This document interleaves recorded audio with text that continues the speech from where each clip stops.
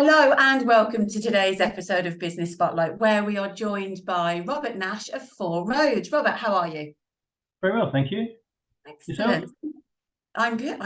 I am really good. Thank you very much for asking. I like to dive straight in, Robert, to be honest, no hanging around. So tell us what you do and how long you've been doing it for. What do I do? So I'm a founder of a digital agency called Four Roads. AUSP is what we call intelligent self-service. So I think this scenario came up at the start of the pandemic, where businesses realised that they couldn't serve their customers directly face to face. They had to go completely online, and you would try and interact with a business and find yourself in a silo, be that a sales silo because the sales team has a contact form, or a chatbot where the marketing team has said we want a chatbot on the website, but it only serves up marketing materials. It doesn't serve up support or any other thing. And so as a customer, you are siloed into the business's structure rather than being a customer-centric experience where the business is representing itself as the customer would expect to see them.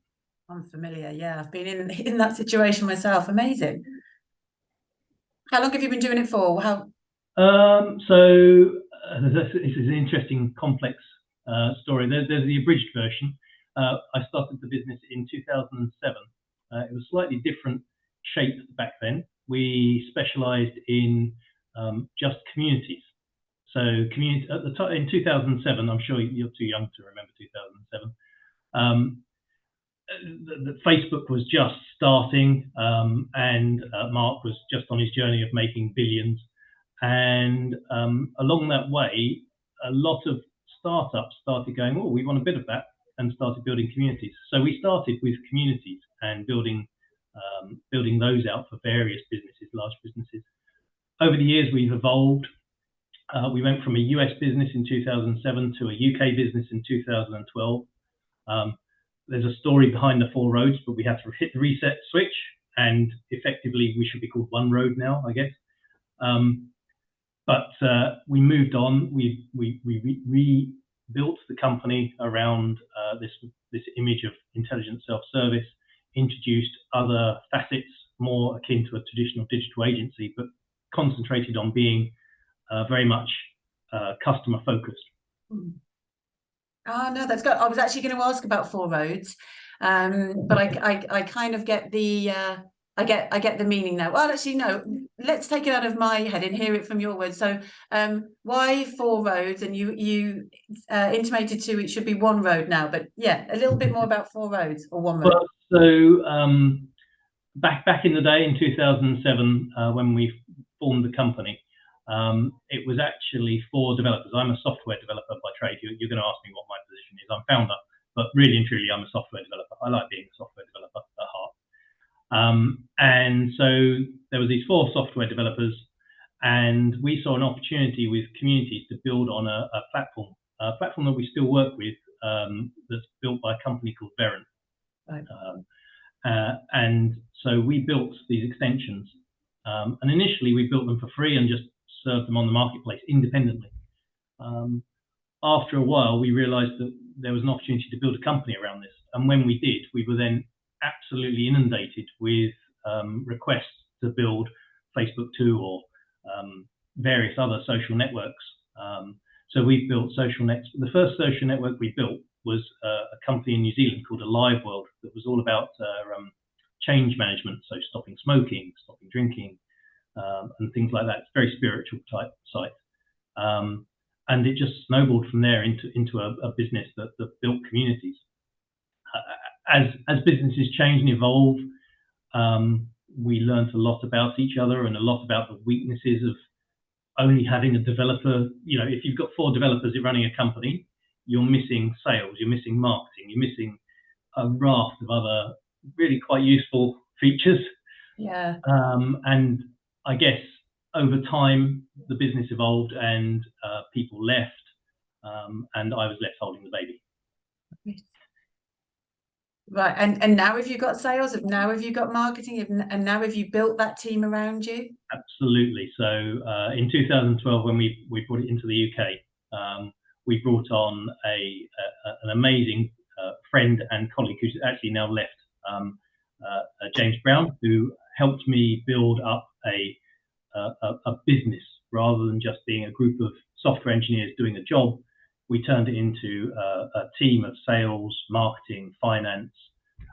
We've got delivery managers. We've got the development team, which is quite important. And then there's me.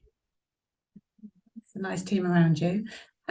You've let us know about sort of the motivation for starting back in 2007, and also around that switch during lockdown, during COVID, where people couldn't go out and survey their customers. But what motivated you to really focus on that? So in about 2014, 15, maybe a little bit later, I went on a course at Aston University, and it was a growth enabling course. Mm-hmm. And at the start of the course, you had to present your business. So I stood up in front of everyone, and I said, "We build communities," and everyone just stared at me. And it was a mixed room of different businesses. In my technology world, if I said that, most people would understand, and I started spouting technical stuff that most people understand. But if you're in a room of businesses that do telesales and build fences and things like that, they just had a blank face on them. As I went through the course, the purpose of the course was to figure out how you were going to grow. And as I went through the course, I realized that the reason I couldn't articulate well what we did was because you really couldn't sell it beyond we build websites with forums and blogs and things like that. And I started looking at the wider picture of how you interact with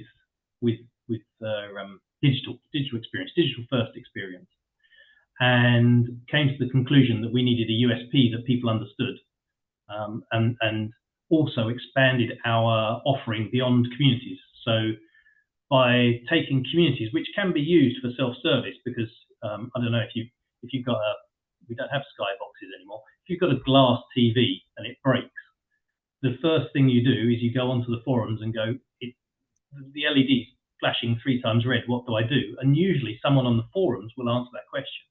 And that's a way of deflecting call center calls.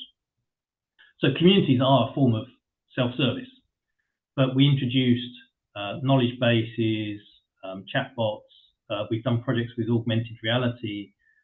We're currently doing a project for the UK government on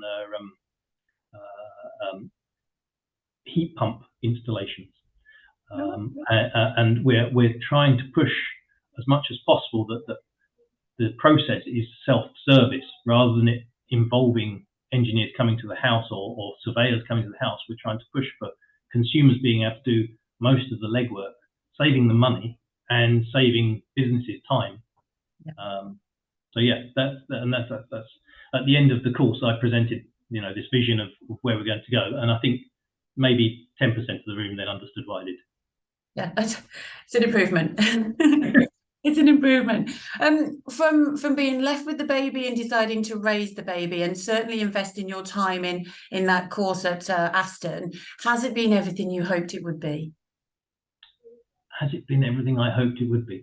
Well, so I always wanted to have a product company. If I was going to, so before I ran 4Roads or created 4Roads, I was a contractor, software developer contractor, and I always saw opportunities for building products. I've ended up with a digital agency, and I think it's a slightly tougher market than building something and it either succeeds or fails. In the digital agency world, you're up and down all the time winning business.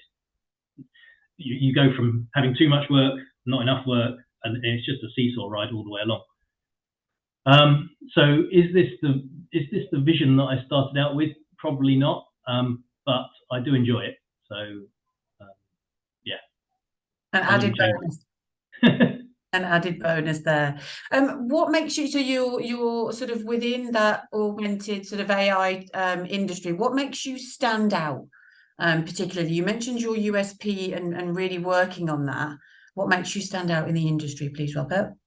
in terms of augmented reality and other technologies, I think what makes us stand out, apart from the fact of our USP, I think that our business is very focused on innovation projects. We've had innovation grants. We built a product called Call for Help during COVID. That was it was a very simple task system that doctors and medical professionals could use within the COVID wards to allow them to gain access to resources. Because what they told us was that the process of let's say you needed more oxygen and you're inside a secure ward, what would they have to do is get undressed from their PPE equipment, go outside, request the oxygen, put on a new set of PPE and go back in the ward. And so we created a task-based system that allowed them to request stuff within inside the ward and have other people service those requests. So amazing. What I'm getting at is that we, as a business, tend to do quite unique, innovative projects. We do the standard content management sites and lots of other things as well, but we do tend to do some really interesting projects as well. In terms of AR, I think AR is can be seen as if you take games, for example, AR is a really simple leap, but in business it's a slightly harder proposition. So we've been pushing hard to use AR for diagnostic of equipment, so that you can have a person looking at the same piece of equipment as you, who's remote, and can point and say, yeah, this needs, flick this switch, replace this disc, and things like that. That's amazing. I find that fascinating. They use that in the medical industry, Yeah. don't they? Yeah, and it's so powerful. I've taken myself down a couple of rabbit holes with that and trying to educate myself, and it's fascinating. So you unique and innovative projects is where you like to put your energy. What would you attribute your growth to? Having the right people around you. I am just the founder, and I mentioned James earlier, who's actually gone off to build scooters, and he's doing very well on that. So having the right, I'm nothing without my team, and without everyone that works in the company doing what they do, we wouldn't be successful. So yeah, that's what I attribute my success to: finding the right people that align to the same vision.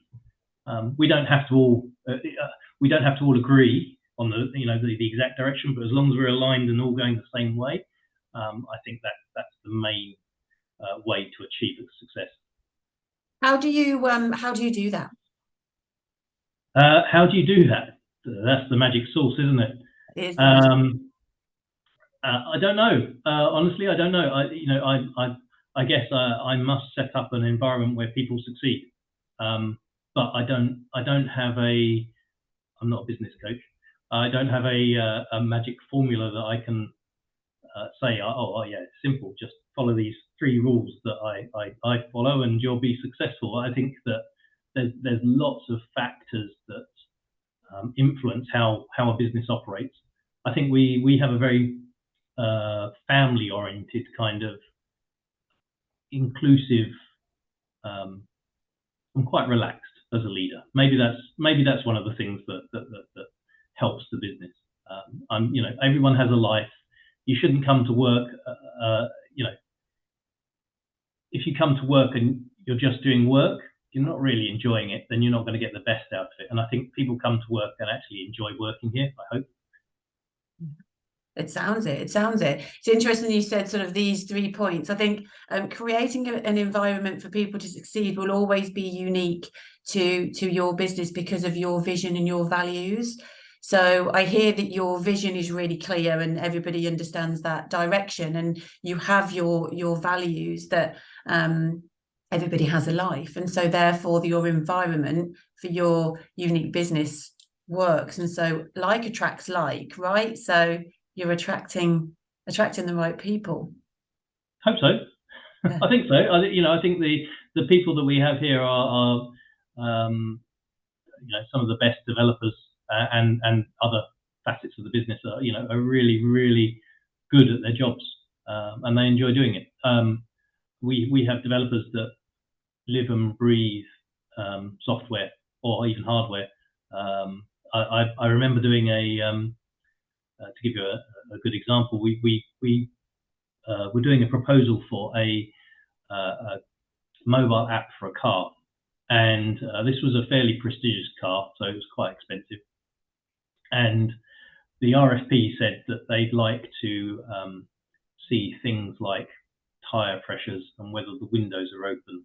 And we're talking about many £100,000 of car.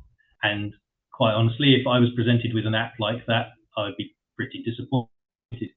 And so we were trying to figure out how we would differentiate ourselves when we're presenting what we could build for this manufacturer. And we concentrated on security and various other things. One of the discussions we had was, wouldn't it be cool if we could visualize the car in AR, and so you could put it on your tabletop and interact with the car on the tabletop? And that conversation ended. The sales team went away and started creating the RFP. And then one of the developers, about 4 a.m. in the morning, messaged me. Don't ask me why I was up at 4 a.m. in the morning. And he pulled together a Raspberry Pi, his nephew's electric Range Rover, and a little app in Unity that did exactly what we said. And he didn't do it because he was being paid. He did it because he loves doing software. Yeah. And that's the type of person that really, really, I admire and works it. Yeah, gets excited by suggestions that are bounced around the room. Oh, it sounds incredible. You mentioned there around everybody's got a life, and I love this question because I've got a different answer every time, and that is, how do you balance your personal life with the demands of running a business? It's interesting because I think so. My son is now 8 years old, and if you'd asked me that 8 years ago, I'd say it's simple. You just simply you run the business, and it is all encompassing because. But actually, I say that it wasn't all encompassing because I'm quite sporty, and I used to get away from the work. I used to go and do running, cycling, maybe the occasional Ironman. Once I'd had my son Tom, obviously that changed. I guess I've replaced some of the sports stuff with looking after my son. But it's always a difficult balance. I will always answer a Teams message at whatever time it is, midnight, if I'm awake, early in the morning. And the annoying thing is I try and encourage everyone at work to try not to do that too much.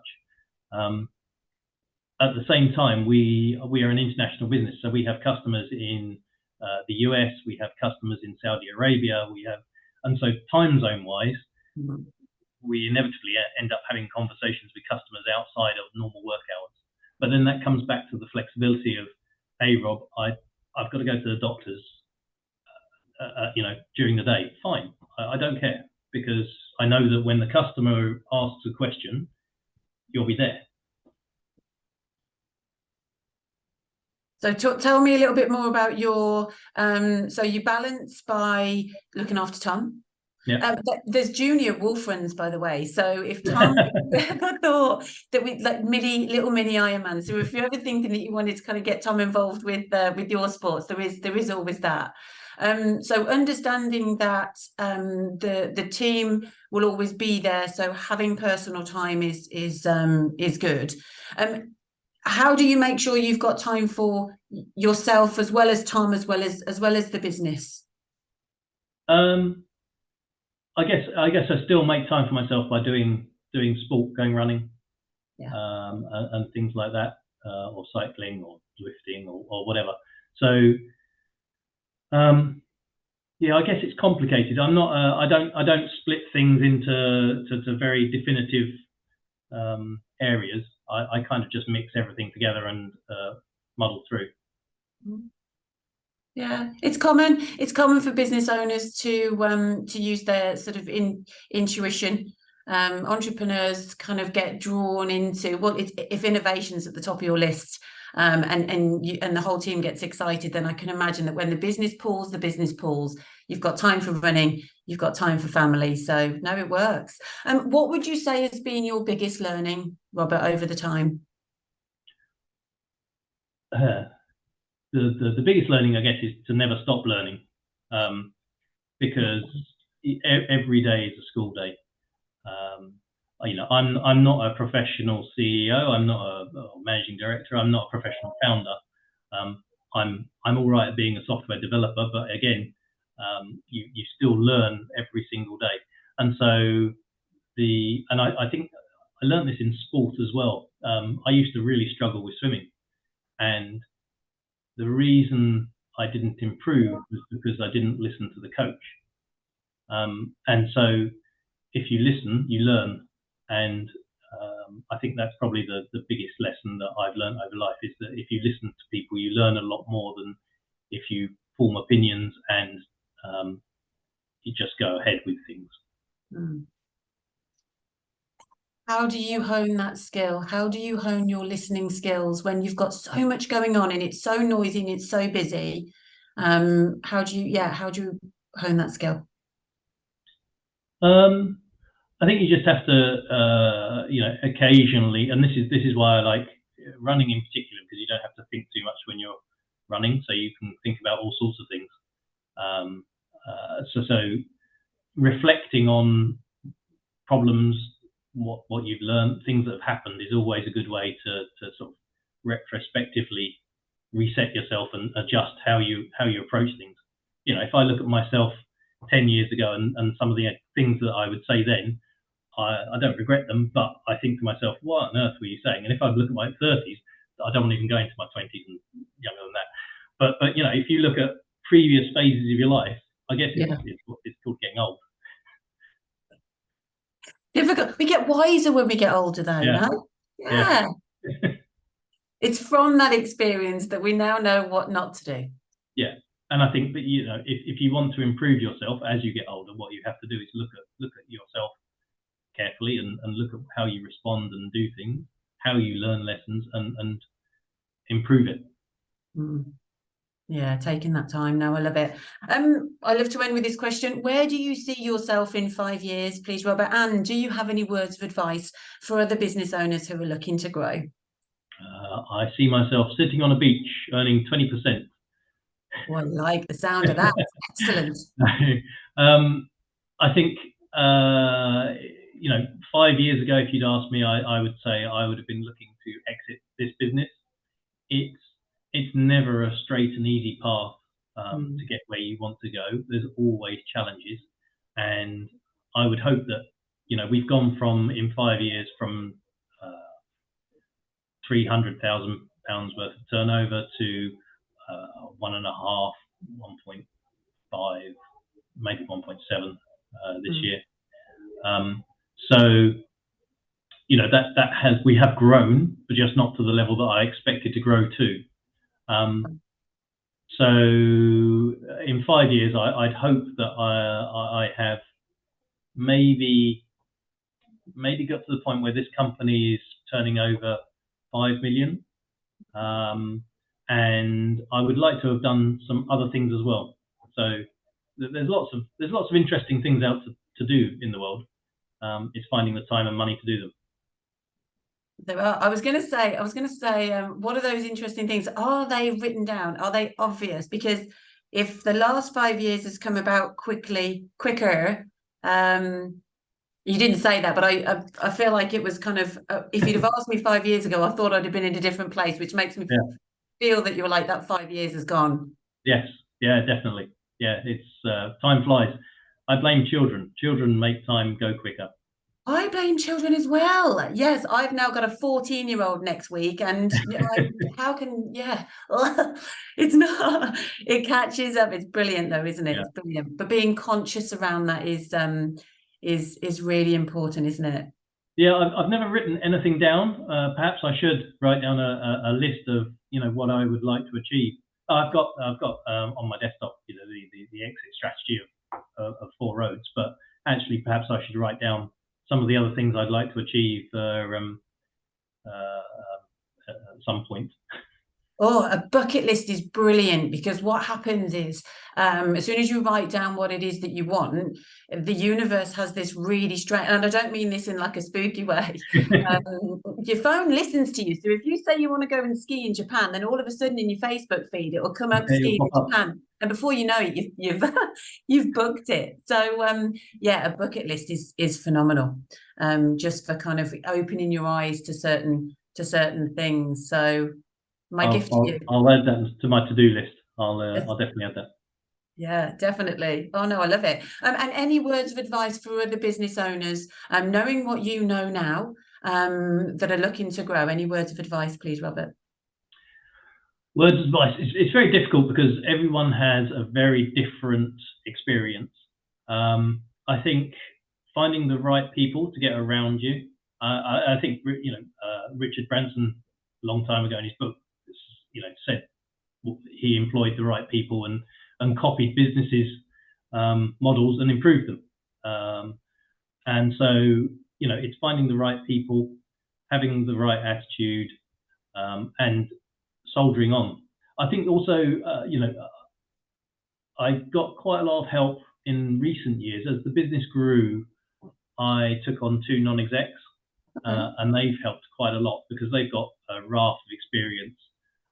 They've also got contacts that I just don't have. And so they've helped shape the business and help along the way as well. So yeah, it's very difficult to give advice. I'm not an advice sort of person. Those 3 points were absolutely brilliant. Absolutely brilliant. So I think any business owner, if they sought the right team, sought the right counsel, and continued on, you know, dug deep and carried on, I think that's perfect. I think that's wonderful. Thank you. With all the other takeaways that you've added today, I just want to say a massive thank you for your time, Robert. I hope that we get to speak again soon. Enjoy writing your bucket list. And yeah, I hope we chat soon. Thank you very much for today. Thanks for having me. My pleasure. Bye. Bye.